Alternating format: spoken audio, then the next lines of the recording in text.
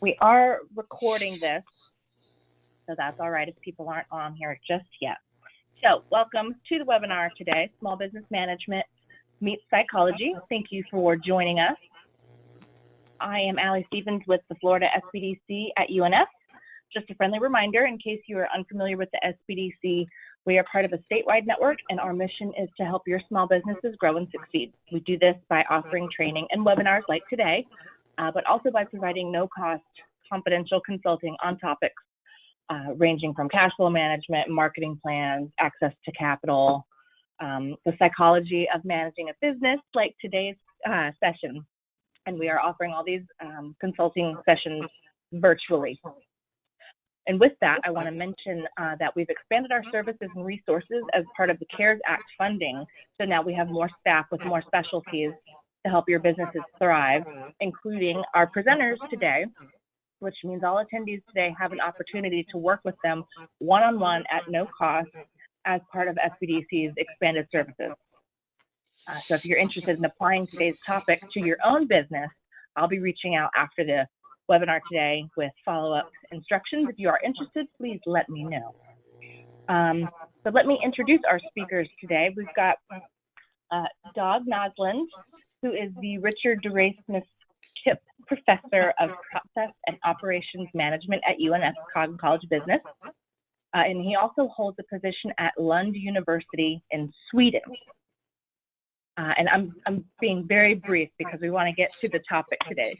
And our other presenter today is Dominic Goose, is a professor of psychology at UNF. And his research includes innovation and creativity and the influence of culture on problem solving and dynamic decision making. So if you have any questions throughout the presentation today, please direct them to the questions section of your control panel, and we will address them at the end of the presentation, or I can type them in while we're presenting. So without any further ado, I will hand it over to our speakers today. Go ahead. Thank you, Ollie. So it's good to be here. And this is the second seminar that Dominic and I are doing. So we did one in July. And when I started, when I did this seminar in July and we planned for it, I thought, how do you start a session like this? And then I thought about one of my favorite movies, The Good and the Bad and the Ugly, and I feel like that's a little bit how the world is and how it was back then. And in many ways, that's how the world is today as well. So if I reverse the order a little bit and I say, start with the bad, I mean, the fact is that nobody knows still what's going to happen. We were living in an uncertain world in July, and we still live in an uncertain world today, as you guys already know. And I teach forecasting, and I usually include this woman, Miss Cleo, who was this late night fortune teller infomercial that people called into and like hoping, you know, in sort of borderline desperation that she could tell you what's going to happen in the future. And I feel like we are in that mood too again, right? We wish someone could tell us what's going to happen, but I think the reality is that we don't know, right? And the winter now doesn't really look good. So that's sort of the bad. What's the ugly then? And I looked at the U.S. Census Bureau. They track the sentiment of small businesses, and I looked at the latest track they have was October 14, and I mean, small businesses are feeling the pain, and of course you guys already know this. 30% of the businesses feel like the effect of the pandemic has been really large, negative, and 45% feel like it's been at least a moderate negative effect. So 75% of small businesses have felt the pain a lot here. And of course, in many ways, small businesses are, you know, like my second point, even last year before the pandemic, 65% of US small businesses can't really take a big shock, right? So this is really not very good for small businesses. Now there is some good though, right? And what we see is that, and you guys already know this because you lived through it, that many small businesses have adapted and changed how they work, um, and found ways to deal with what's going on now, right? And maybe some good that can come out of this is that we're gonna look a little bit more for local businesses and shop local and support our local businesses, so that can happen. We also see some trends, and you already know this, right? That people have adapted and changed, not only small businesses, but we've all adapted. So products like home exercise, cooking, gardening, home projects, even houses. I mean, houses, people want to move out of the urban areas and move into houses more in the countryside. So we've seen this change in demand for certain products. I just one small example is bread baking. Apparently, the sales of bread making machines like up 652%. I don't know how they got exactly that number, but it's people are changing, and my wife and I, we're doing bread baking. So I think we see, yes, there's a lot of bad, there's a lot of uncertainty, but we also see some good, and we see, yes, some demand for some products are diminishing, but for others it's increasing. So we have to look at the positive too. So with that said, my thought today is to provide 6 tips for you guys. They're related to processes, product cost, and speed. And where did these tips come from? So I've spent about 30 years now in the world of process and supply chain management. That's the field that I come from. And I've spent a lot of time looking at different change methods, change management, like Lean and Six Sigma. Agile is popular now. I am particularly fond of something called sales and operations planning, that you're probably familiar with. It's SNOP, or sometimes IBP, integrated business planning, which is basically a method to try to figure out what your demand is and then look at your supply or capacity, to try to match supply and demand. So that's the world that I come from. I also look a lot at what's going on in the management consulting firms, what's happening in their world. And I did a little review yesterday, and we may think of management consulting firms as sort of like greedy companies just want to make money, but they're actually providing quite a bit of services now with a lot of free stuff. So I took 4 examples here. They post a lot of free material on their websites, and the material may not be very in depth, but it will give you a little bit of an idea of things you can do to sort of improve your businesses. And a lot of the material is kind of like this first one from Rival Logic, like 7 steps to reduce cost. Or from McKinsey, it's like 9 actions to become faster, more agile, or as they call it, unleash sustainable speed. Accenture have 5 stages to become more resilient, develop a resiliency plan. And then Oliver White is looking at identifying gaps and doing scenario modeling. So if you want this kind of material, I have it, and I'm more than willing to share it with you guys. And again, it's not super in depth, but they give you an idea of what to do. So I've looked at my own experience. I looked at what's going on with the consulting firms. So my first tip is to map out the process in the supply chain. So this is not really just a tip because of the COVID situation. This is a tip that I would give any business at any time. I think if you have to understand what you're doing and the world you're in.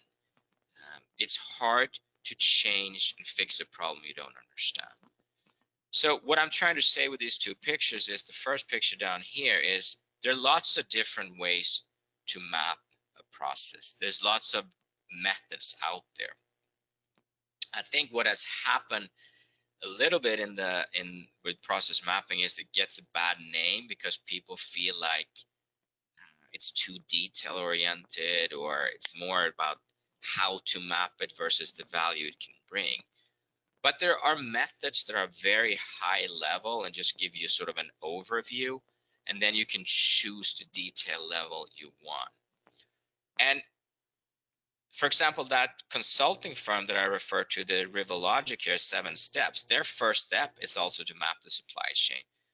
And if you map the supply chain, you can do it very high level to begin with, like what are your customers and products, who are your suppliers, maybe suppliers, where they're located. And then when you go into the actual process inside your organizational boundaries, then you can choose more detailed process mapping methods if you want to. Again, there is a variety of mapping methods out there.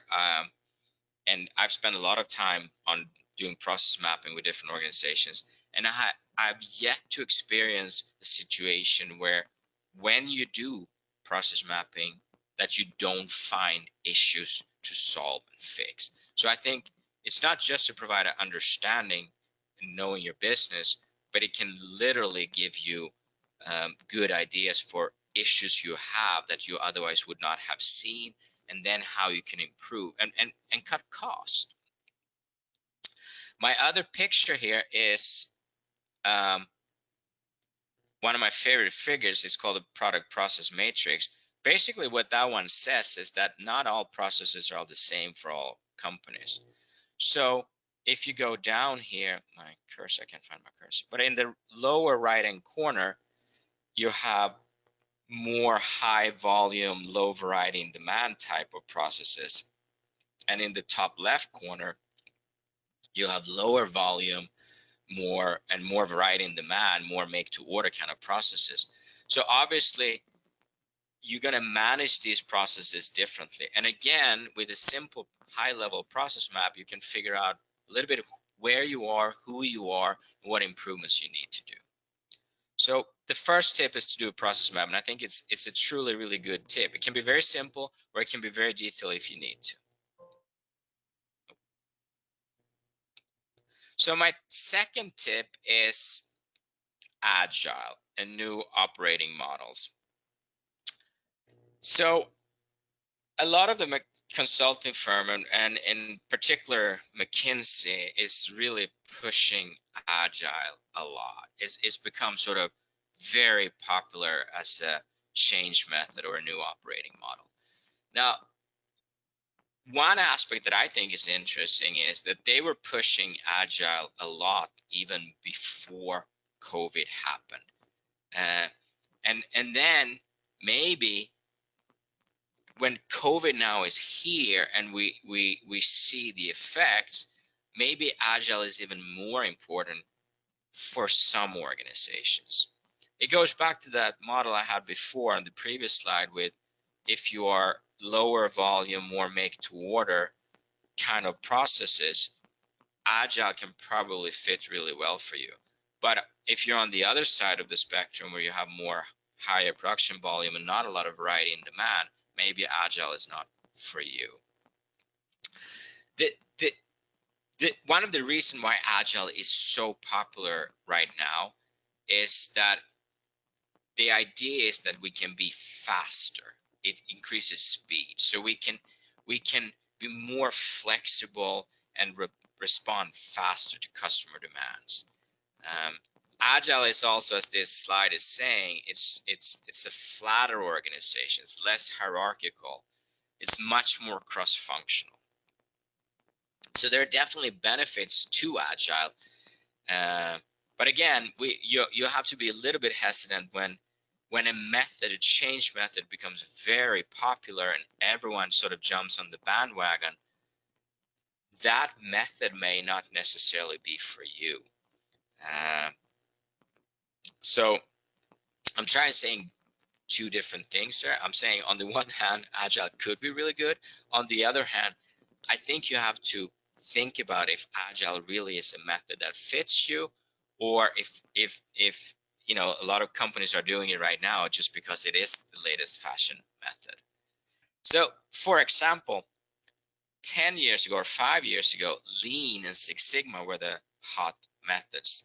Then all organizations were trying Lean and Six Sigma.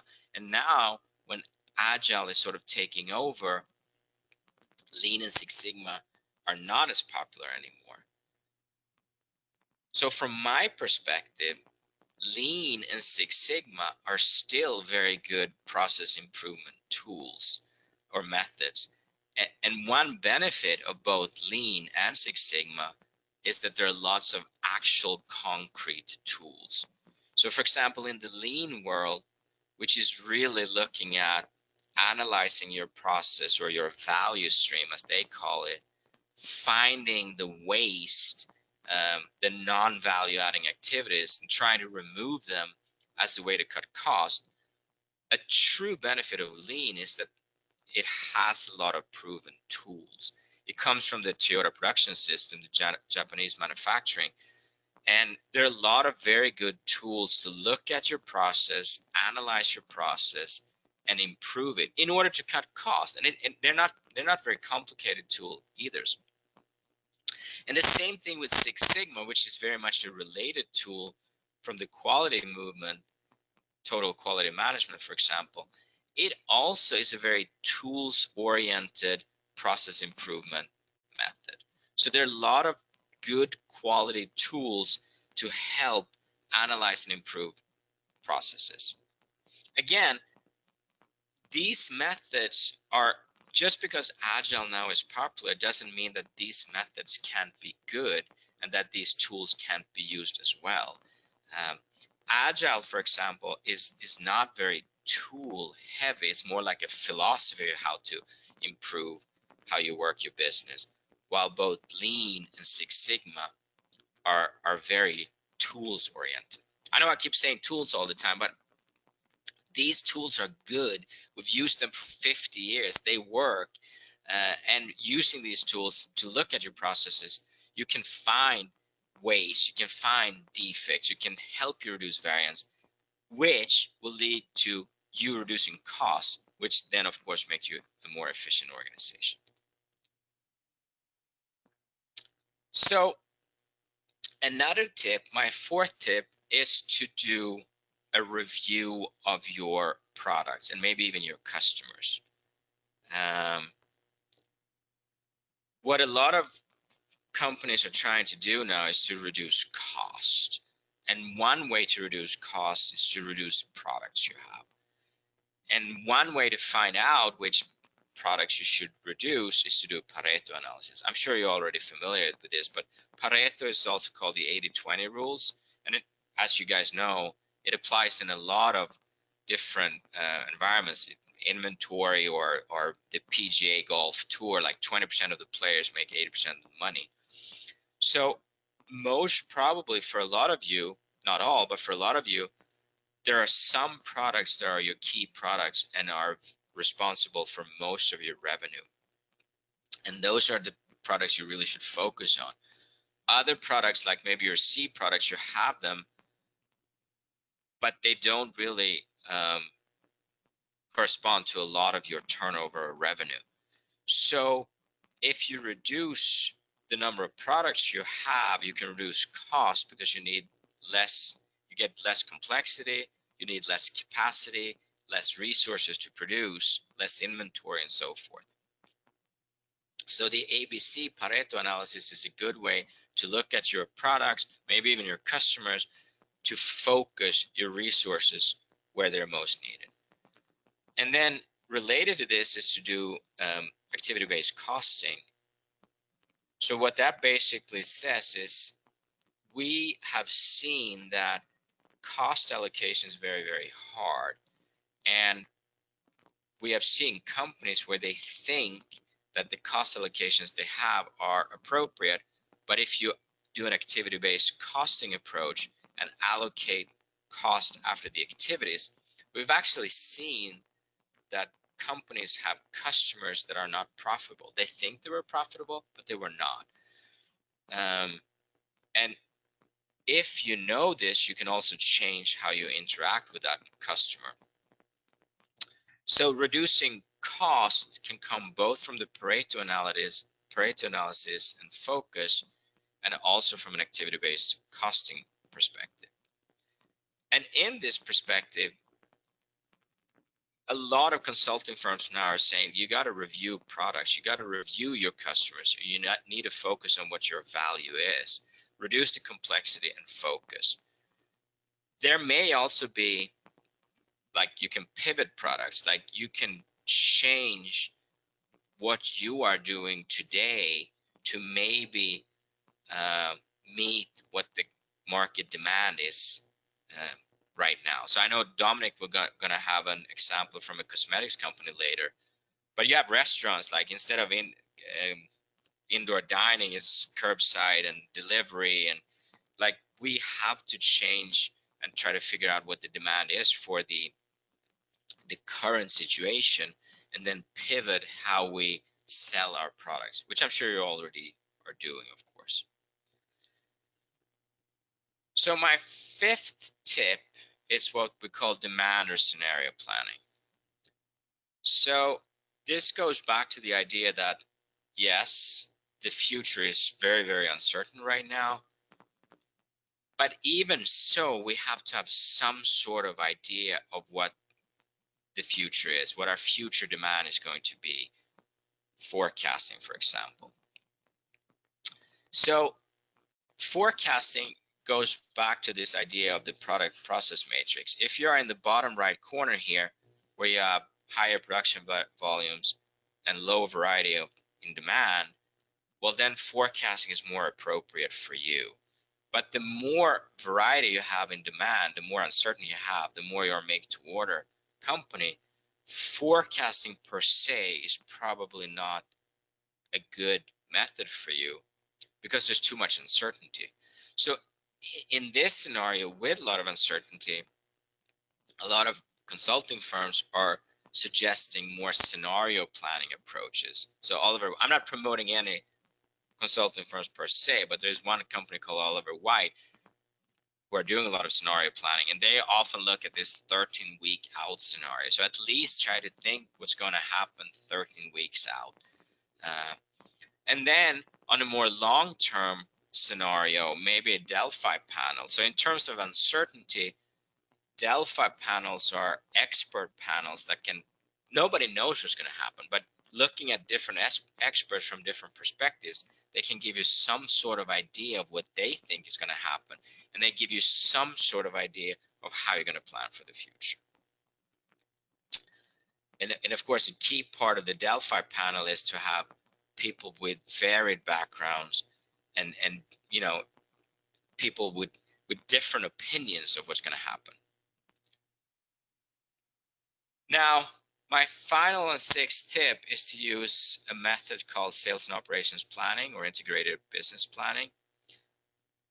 The reason I like sales and operations planning a lot is it's a very structured approach where you sit down in the company with people from different departments or functions to try to come together on one common goal. How much should we produce? So this ties together the idea of the product review that I talked about before. What product should we focus on? The demand planning. What do we think the demand is going to be for these products in the future? Maybe also not just for the next month or two, but maybe 6 months down the road or a year down the road. And then once you figure that out, figure out what kind of capacity, capability do we now need to have to support this demand. So Accenture, another consulting firm that I'm sure you guys have heard of, they are saying, like, in this situation you have now, we really need to reevaluate and think about the assets and capabilities we have and look at which ones of these are really musts versus sort of good to have capabilities. Now is sort of the time to really make decisions about what capacity and capability do you really think you're going to need in the future, and what capacity and capability do you really need right now, because cutting costs is going to be key, right? But cutting costs and looking at capability in isolation doesn't make any sense. you need to tie it into the product reviews, what products, customers you think you have, what do you think the demand is going to be. So tip 4 and 5 and 6 are combined. You can't do one in isolation. So summary is rethink. What do you need and how are you going to produce it, and what capacity do you need?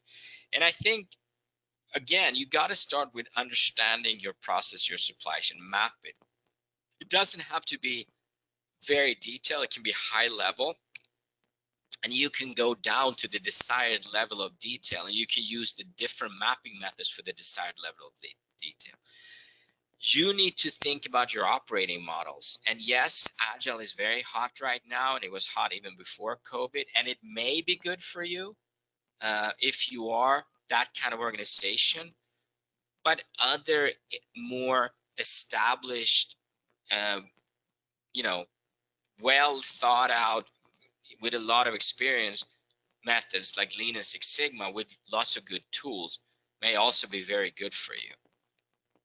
And then look at your product and customer, review your products and customers, look at the demand. You have to figure out demand somehow, and then look at the capacity you think you need. So the product review, the demand review, and the capacity review, they all go together. There is a method, sales and operation planning, which is an established, well-structured, thought-out method for sitting down inside the company and work these things out in a cross-functional way.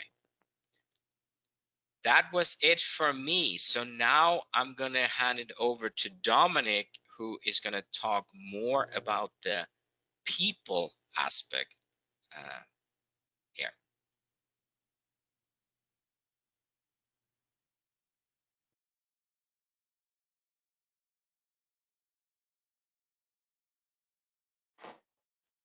Good. I hope you can see the slides. So this aspect, this part of the talk refers to the psychology related to COVID-19. And the main topics I will focus on is stress that we experience and how we can deal with stress in this situation, and how can we improve our decision making. Who am I? I'm at UNF since 2003. I'm a professor in psychology.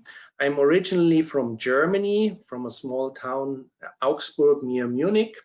And my name, Gus, in international spelling becomes UE, the umlaut, Mr. Guess, Dr. Guess. Unfortunately, I have nothing to do with the company. So the topics I briefly want to talk about today are stress and how can we deal with the stress. Then how our human mind sometimes plays tricks on us and how we sometimes make mistakes and errors in our decisions. Then from a company perspective, how we can improve some of the team processes and potentially reflect on our leadership skills. And then describe one tool, training tool that can be used to work on leadership skills and decision making. And then I would like to end with a discussion on some creativity techniques. How can we come up with new ideas in such a difficult situation? Why is it important to talk about stress? Well, you as a business owner, the key to everything you're doing is that you are well, that you are healthy. If you or I become ill, then simply we cannot perform what we are doing.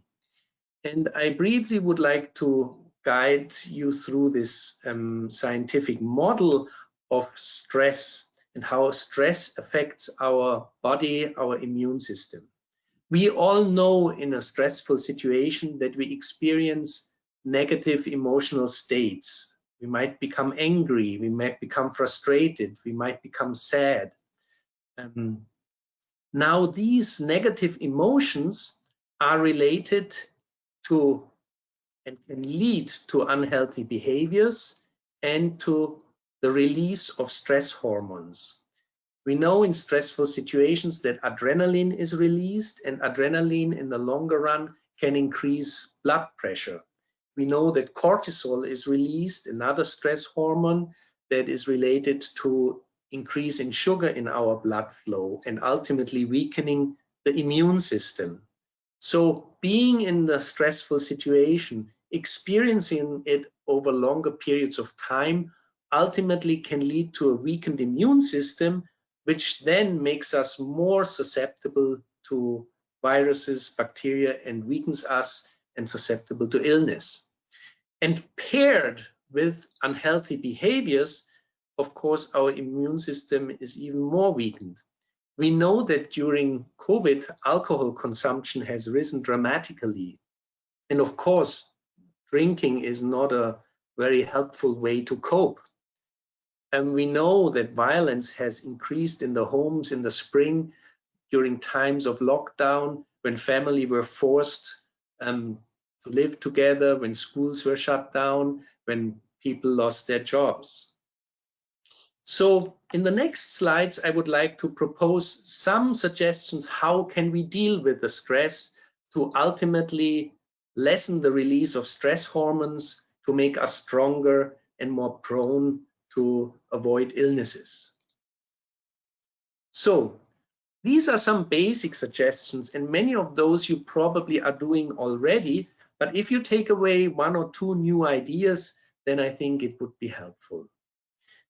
The physical side, we know that exercising regularly, it doesn't need to be long and intense exercise, but having a walk in the morning, having a walk in the evening, regular exercise can help and make our body stronger. We also know that getting enough sleep helps us to be more attentive, to be able to better focus during the day, to have a higher frustration tolerance. And we know that healthy eating is important. Trying to eat enough vegetable, enough protein, try to lower the carbs. This is some issue I have with chocolates. I have to try to scale down there. Time.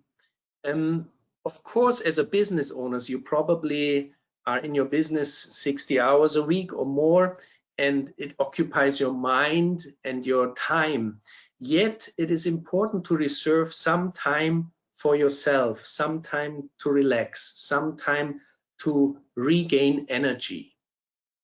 And perhaps do something that you enjoy. It can be anything. It can be a new sport. It can be watching a movie with a partner. It can be hiking, whatever it is. And related to that, to enjoying perhaps humor. If we are stressed and tense, humor and laughing don't go together with being stressed and tense, and humor makes the body relaxed. Another area where we can improve is some social aspects during these times of COVID. We know from research, if people are married for 20 years, that they have about 20 minutes or less of meaningful conversations a day. Meaningful meaning not just sitting at the table and saying, pass me the salt, great weather out today, but conversations that go beyond that. How are you? What are you worried about? And being able to listen to each other. And we know that meaningful conversations can help relationships. If you have children, we are as parents often prone to teaching children, teaching them how to get better in school, teaching them with their homework, teaching them a certain sport. But sometimes to increase and have a better relationship with a child, just sitting down and playing, just listening to them when they talk about Pokemon and Charizard and all of those, sitting down and playing with the Beyblades, playing for fun, not having a goal in mind, just enjoying being in the relationship with the child. Other tips for dealing with stress.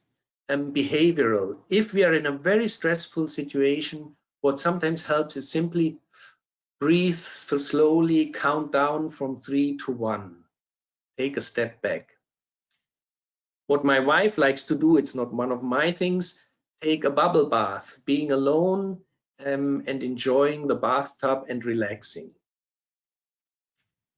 On the emotional side, which is key to dealing with stress, one thing that helps is perhaps keeping a journal, writing things down, getting them out of the body. And while we write them down, we restructure them, we think differently about them, and we even might come up with new ideas.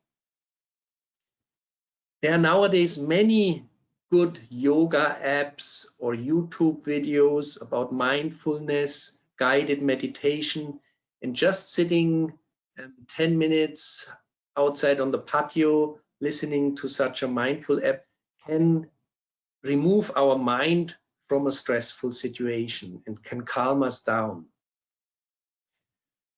Doing something new, something that we perhaps always wanted to but never tried, playing golf, doing something completely different, and having fun. We deserve having fun, and it is important for our body. On the cognitive side, oftentimes we put ourselves down, we beat ourselves up, yet it is important to say, yes, I believe in myself. This is a difficult situation. I will master it, I will work on it. And on the cognitive side, also working on biases. I come back to this point later, biases we have in relation to decision making.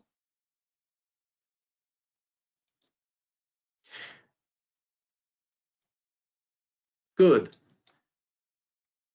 Biases. We all are human beings, and we all know that our decision making sometimes is flawed and that we make mistakes.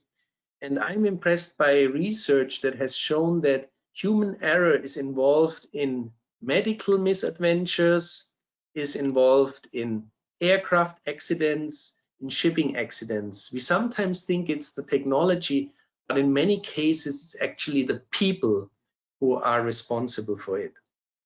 In the management literature, we know that 50% of management decisions fail and that many of those could be avoided. Now, interesting is that research has shown if companies work on these errors and mistakes, it can translate directly in more profit. Even the Swiss behavioral economics study has shown that applying behavioral economics, psychological principles to avoid decision-making mistakes can increase sales by 13%. So confronting ourselves with the possible shortcomings we sometimes have and thinking about them and working through them ultimately can help us to be more successful. And I go now into the topic team processes and would like to start with a short experiment that has been conducted over 100 times, replicated, and the findings have always been the same. Imagine you're a part of a group, number 5, there are 6 people, and there's a standard line, and the task is simply to say which of the lines on the right side, comparison lines, matches the standard line. The first person says, yeah, this is number 3, okay. Second person, number 3, and I as person number 5 say, yeah, that's easy, that's number 3, okay. Now, the first person says, yeah, number 3 matches the standard line. The second person says number 3, third person says number 3, fourth person says number 3, and then I'm the 5th person and say, wait a minute, is it not number 2? Why are they saying number 3? Yeah, it's number 3. So interesting is that in this experiment, the 5 others in the team were involved with the researcher and intentionally sometimes said the wrong line. And the goal was to see how I as a subject would behave. And interesting is the finding that in 30% of the trials, when the team disagreed and intentionally said a wrong answer, the subject, the participant, me, also says the wrong answer. I give in, I conform, I just don't potentially want to have the conflict with the group. It feels better to agree with the group. Now, how is that relevant to a business company? Well, this tendency to give in, to conform, has been described in research as groupthink. Tendency that we are a highly cohesive group and we give in, we agree with everybody, and we don't critically evaluate and we don't disagree and voice our disagreements.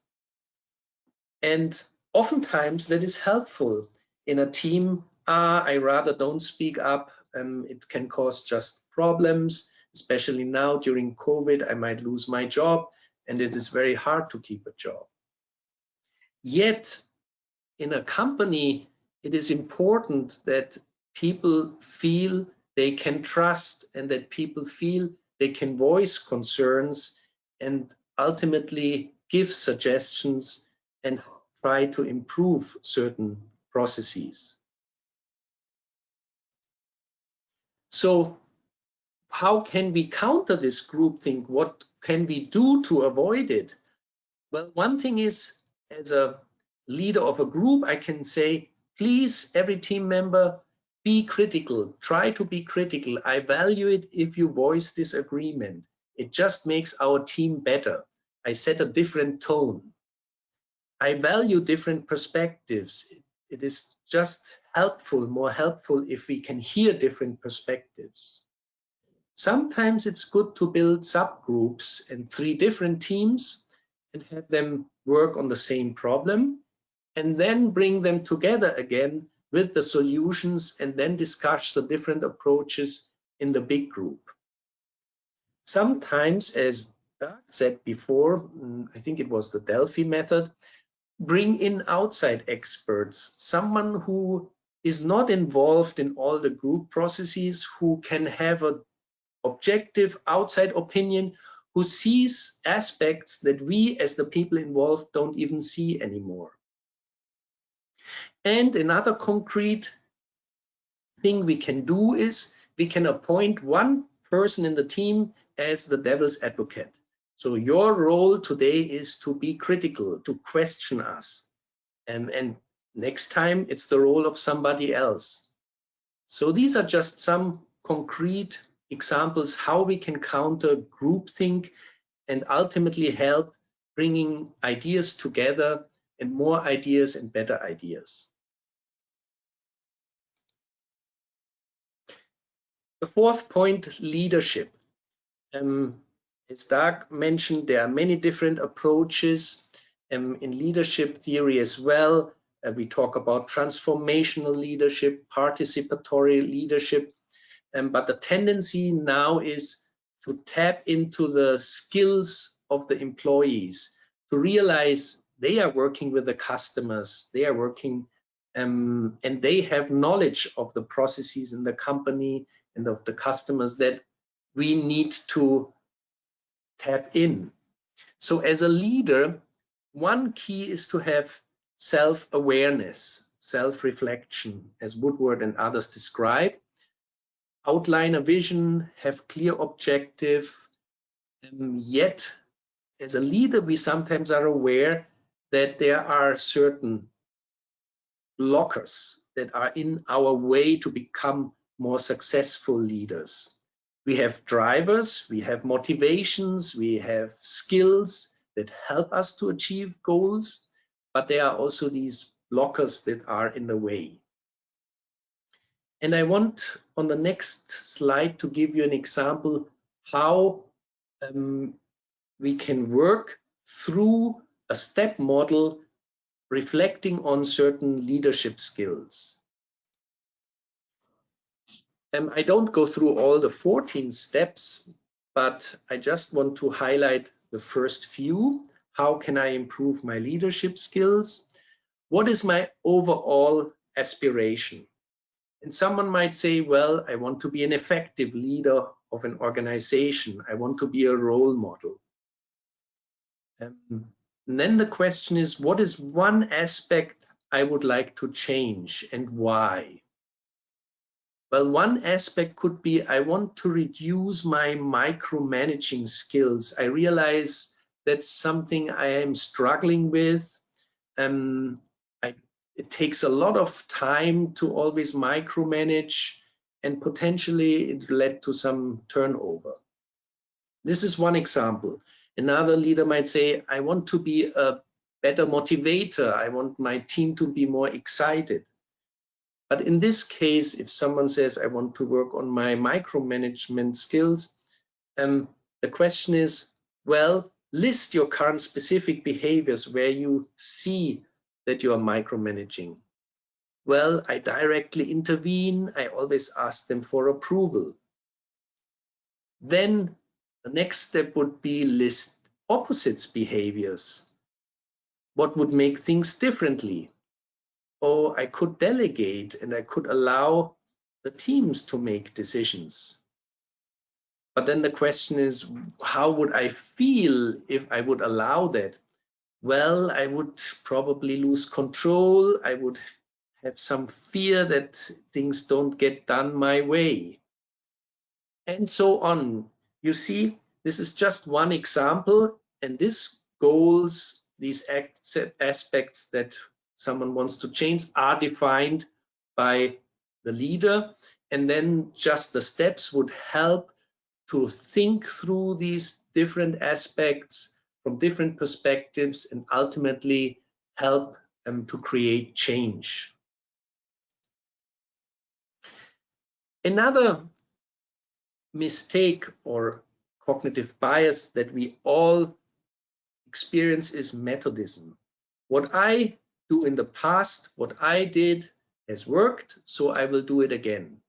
We all are animals of routines. We like to do things over and over again. It makes us feel good, it makes us feel competent, and in many cases it works. So Methodism gives us courage and optimism. Yet there are certain situations, and especially now during COVID, we are forced to do things differently. And I want to provide this example, as Professor Naslund mentioned before, of a company, a cosmetics company that struggled with Methodism. They realized, our sales are going down. And what they did, probably following a little bit the Agile method, putting teams together from various areas of the company, sales, production, etc. And then they told the teams, what is the problem that we are facing right now? And then the teams came back and said, well, one big issue is that our sales for lipstick have dropped dramatically. This is a German company, and the question is why? Well, because in Germany there was a mandate to wear masks during COVID, and of course women don't want to put lipstick under the masks, and it's not necessary. So then the question was, what could we do? And the employees had the idea, well, then let's focus on the eyes, because the eyes are visible. Let's focus more on products related to the eyes, eyelids, mascara, etc. Another problem the company realized is that in the stores, comparable to Walgreens, Walmart, etc., there was fewer personnel that could advise people about certain products. So they realized we have to be clear with our labels, what we write on the box, so that the customer knows right away this product is exactly for this. So I thought this is an interesting way to counter Methodism, to have employees from different teams work together, think of the big problems the company is facing, and coming up with new ideas, new solutions.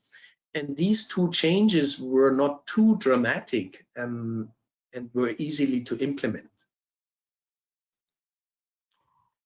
Now, It's always easy to talk about errors and biases and failures that people make. Every one of us makes them in daily life. But one way to train them is participating in a simulation.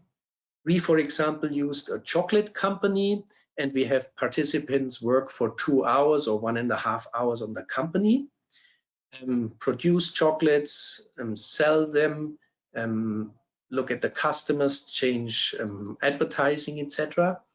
And then we go with the participants through their 1.5 hour decision making, and we talk about the strengths, and then we also reflect with them what could they have done differently, what were some mistakes that happened.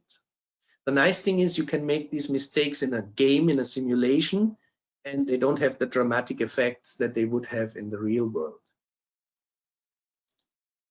And my last point, creativity and innovation. Yes, COVID threw us out of our normal routines. No one knows, as Professor Naslund said, where are we going? What will the future bring? Will a vaccine work? How effective will it be? When will it come? Will there be other developments regarding medication or treatments? Will the COVID strain develop further? We don't know. But every human being, every one of us has this enormous potential for creative new ideas. In the past, research thought, well, there are these talents. There's this Leonardo da Vinci, there's this Steve Jobs. They are the creative people. And we are not. Yet nowadays, we know that every one of us has creative potential. And sometimes we just have to find a way to reach that potential. And one method is the visual synectics, where different pictures, random pictures are taken, and one tries to connect these pictures to a certain problem one is talking about. A very famous method is de Bono's 6 hats method, where everyone in a group is assigned a certain role. For example, the white hat person is the one who tries to deal with the facts, report the facts, and who tries to be neutral. The red hat would be the head with feelings. The blue hat would be the head to control the process, to structure the process. The green hat would be the one who is allowed to show energy, to be creative, to think outside the box. The yellow hat is the one who should spread optimism in the team and say what are the positive effects of certain decisions. And the black hat is the one who should share negative emotions. What are the difficulties if we plan certain things? What are the dangers? What are the risks? So one way to use this method is to assign every person in a team a certain hat. Another way to approach this is we as a team first all wear the white hat. Then we all wear the red hat. Then we all wear the blue hat. In each stage, we write down our brainstorming ideas on sticky notes, put them on the wall, and then that way we can evaluate our plans much better. This is a very effective, interesting method, a structured method for a team to come up with a more creative solution. So in brief, I discussed many different topics, and I wanted to give you different ideas what we could work on. Leadership, working on certain leadership issues, group work, biases in decision making, and ultimately stress management for a healthier life. Thank you very much for your interest and for your participation. Thank you, gentlemen. That is a wonderful webinar. I really like this in that it covers the the business side of things and the people side, which if your people aren't in order can affect the business side of things. So I really enjoyed this webinar. We'll open it up for any questions now. If anybody has any questions, please type them into the question section of your control panel.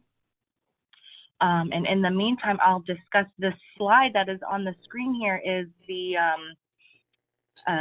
Florida SBDC network, as I mentioned, is a statewide network. So if you're not local to Jacksonville, where we are right now, there's locations across the entire state. I also added in the chat box for everybody to see some links that you should be able to click on if you're interested in either making an appointment today to speak with Doug and Dominic, our website link, our phone number to call to make an appointment if you'd rather go that route. All that is in your chat box right now if you want to take those links and save them. They'll also be sent out in the email this afternoon. As I mentioned at the top of the hour, the email I'm going to send out later has instructions on how to follow up with Doug and Dominic to make an appointment with them. And you'll also get a survey to let us know how you thought the webinar went. We did have somebody pop up here. Edward, I have no question at the moment, but want to say that this has been the best SBDC webinar I've attended so far. Thank you very much. Well, thank you. We appreciate the feedback. Ali, a quick thought. Since there are not that many attendees, maybe they don't have to write the questions if they just want to say something. That's not an option on GoToWebinar. They get their attendees don't have speaking. Oh, I'm sorry. I should be quiet. Unfortunately, yeah. But if anybody else has anything, yes, the recording will be sent out along with the survey email generated from GoToWebinar. So expect that in a couple hours once it's done uploading. Everybody will get a copy of this.